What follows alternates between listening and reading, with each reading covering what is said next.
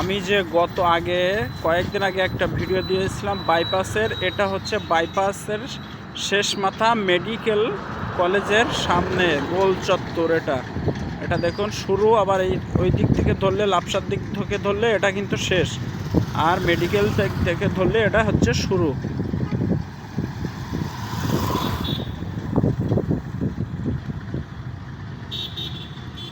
সামনে যে বিল্ডিংটা দেখতে পাচ্ছেন, এটা সাতক্ষীরার ঐতিহ্যবাহী মেডিকেল কলেজ ও হাসপাতালের বিল্ডিং। এরকম ভিডিও দেখতে চাইলে অবশ্যই আমার চ্যানেলটি সকলে সাবস্ক্রাইব করবেন।